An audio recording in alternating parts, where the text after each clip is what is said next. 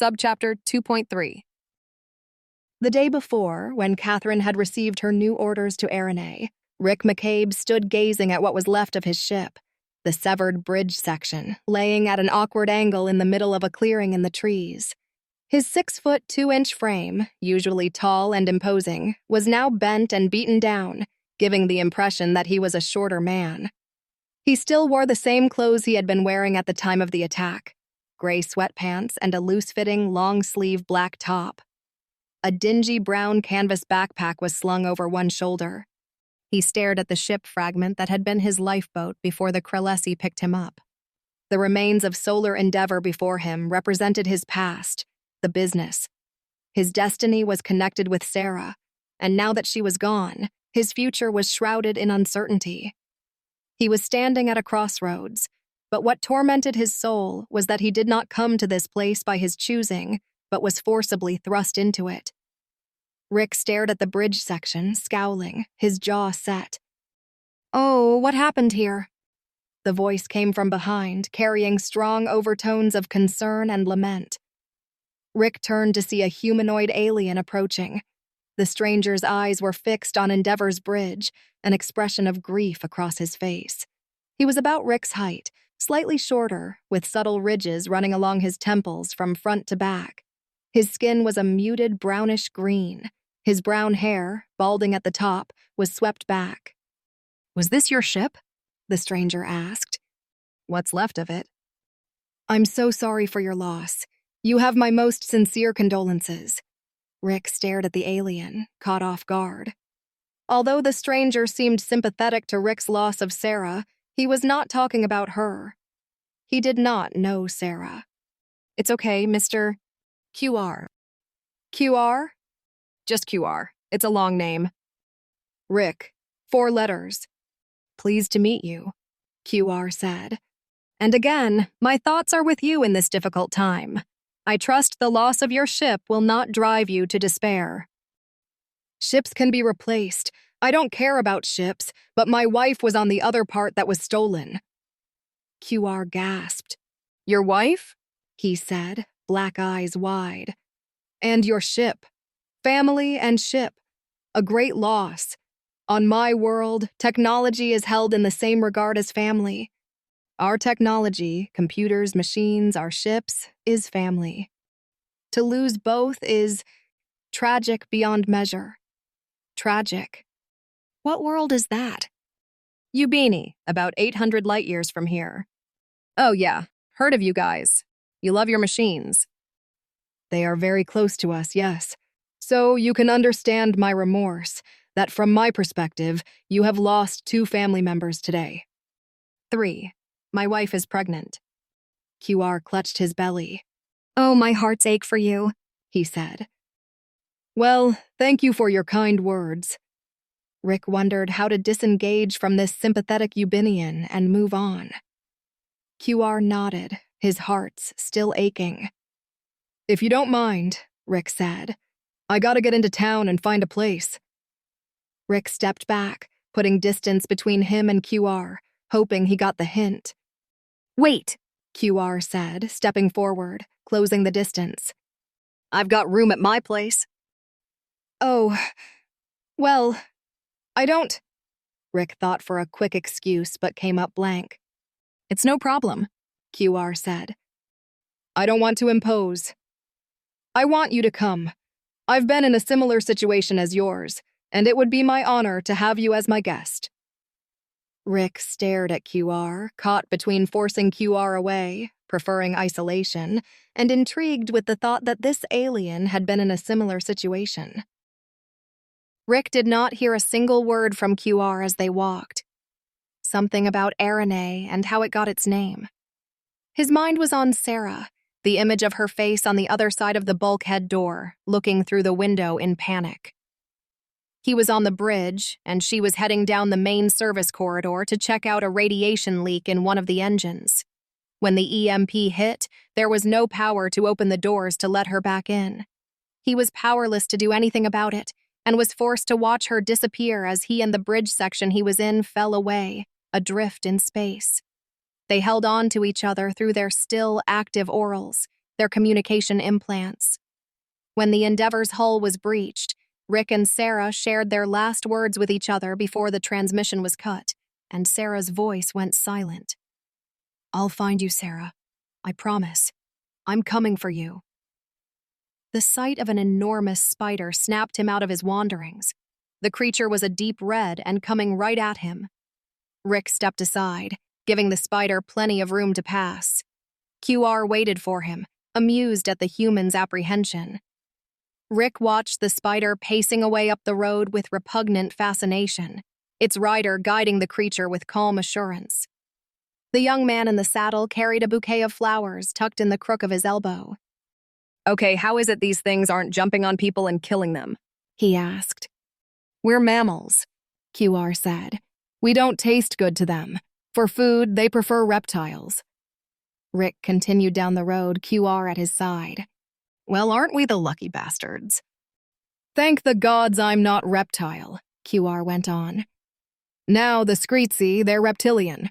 They don't even come close to this planet. Why would they? The spiders.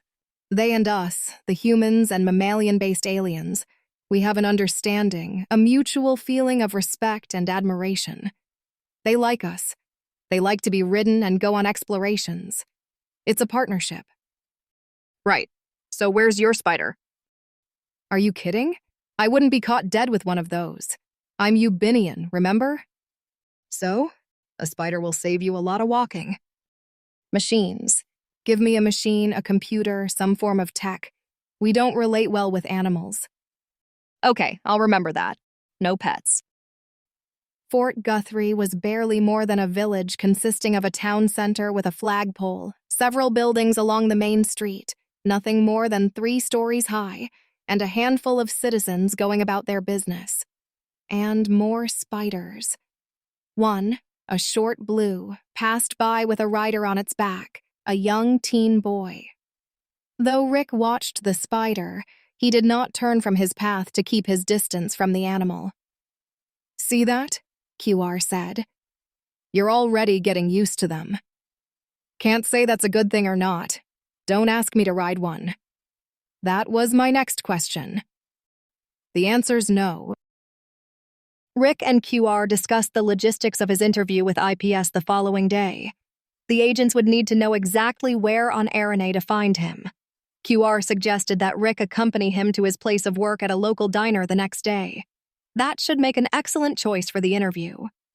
They stopped at the sheriff's office to send a message to IPS, informing them of Fort Guthrie's coordinates on Aranae and the diner's location. With that errand crossed off the list, QR led Rick down the street to a 2-story building. The sign over the entrance read, Myrna's Boarding House. You live in a boarding house? Rick asked. It's temporary. So is my visit to this planet. Lead the way. Myrna's boarding house was built from the remains of modular storage containers that once held food and supplies for the first scientist settlers. Years later, the mods were augmented and expanded with wood and steel and was reopened as a hotel, which was later downgraded to a boarding house. The rent fitted QR's budget. QR pushed the door to his room open and stood back, inviting Rick to enter first. The door was old tech, a plank of wood on hinges. No sliding panels that sensed your presence, identified you, and opened when you neared it. Rick stood on the shore of a sea of flotsam and jetsam of tech. Wires, switches, bulbs, tubes, motors, fans, half-built computers, and partially disassembled gadgets of unknown purposes. An unmade bed on one side of the room was partially covered in computer parts. Rick stared at the disarray, not sure what he had gotten himself into. He could sense QR's embarrassment behind him. Sorry for the mess, QR said. QR rushed to clear the clutter, pushing away the tech-related debris from one side of the room. Let me clear a spot for you, he said. A spare bed opposite QR's bed came into view. I know you guys love your tech, Rick said, but this is insane. QR smiled. Yeah, isn't it? Rick tossed his backpack onto the spare bed and cringed when a muffled metallic ringing sound was heard when it hit the sheets. Rick silently chastised himself for his moment of carelessness. Though QR seemed to be a trustworthy Yubinian, he had just met him that day. He would have to be more cautious. He was carrying over 200,000 provenance dollars in gold, silver, and platinum platelets. That night, Rick stepped onto the balcony outside QR's one-room residence. They had eaten at the diner where QR worked, then returned to Myrna's. Still unsure of the boarding house's security, Rick kept his backpack with him everywhere he went. He kept it at his side on the balcony as he gazed at the stars and nebula overhead in the night sky. IPS would be arriving the next day to interview him regarding the incident with the loss of the Solar Endeavor. Rick was not entirely comfortable with attracting the attention of IPS and having to face them for an interview. There were some things he would have preferred to remain unspoken and hidden, but he had to face them. Contacting IPS in the first place had not been his doing. That favor was done for him by the Krelesi and the captain of the Spora, which had picked him up. Rick expressed his gratitude to his rescuers, knowing that if he had appeared to be avoiding IPS, even in the slightest bit, he would only attract suspicion. He played the part of victim well, though he hated that role. He wanted immediate action, and a victim was always passive, in Rick's opinion. He had to exercise patience, a virtue he admitted he sometimes lacked. QR joined Rick on the balcony. He had been cleaning and tidying up the best he could, mostly pushing, shoving, and carrying debris from one part of the room to another. At least Rick's bed had been cleared. Rick was staring at the immense nebula overhead when QR stepped out. "I've seen this from space, but," Rick said, his head tilted back at a severe angle. "Something about seeing it now, here." Rick could not adequately express the impression the colorful interstellar gases made on him. "They call it God's Hand Nebula," QR said, looking up. "No kidding. Good name." Rick took his eyes off the nebula to gaze at the distant mountains, faintly visible on the horizon. He had a question for QR, one that had been nagging at him since their first conversation earlier in the day. "QR, how did you end up here?" QR reached into his pocket and pulled out a round, smooth black object. He held it in the palm of his hand. Rick thought it looked like a polished river stone, perfect for skipping. QR tapped the stone-like object with one finger. A flicker of light leaped up from the pocket computer and coalesced into an image of a long, sleek ship hovering several inches over QR's hand. "My ship," QR said. "Her name is Rapana." "You lost your ship?" QR nodded and sighed. "Yes." "How?" QR gazed at the projection in the palm of his hand. He lost himself in its glow. "Rapana, how I miss you." QR moved his hand to caress the projection, but his hand passed through it like a ghost. Rick noticed QR's detachment. "QR?" QR snapped out of his reverie and tapped the computer. "Oh, sorry." Rapana disappeared and was replaced by an image of a circular space station. "I was docked at the station over Tursk," QR continued, "the planet known for its therapeutic rainfalls. It was my misfortune that at the time I was there, a force of pirates from the Urso Bausch clan had infiltrated the station." Rick took that in. His old unit in Space Force had encountered that clan on a few occasions. But he had just met QR and felt the time was not right to reveal too much of his past or the extent of his knowledge. "Urso? What?" said Rick, playing dumb.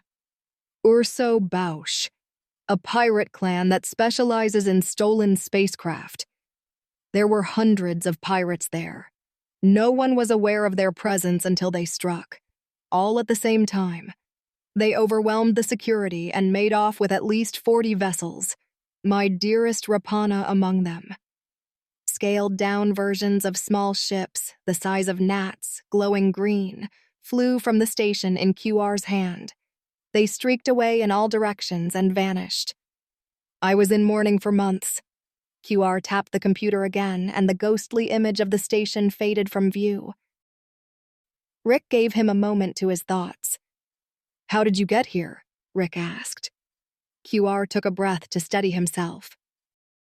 Some travelers, human, were passing through. They took pity on me and brought me here with them. That was 3 years ago. Now Rick needed a moment to his thoughts. We got more in common than I thought, he said. QR nodded. His voice turned dark. Pirates.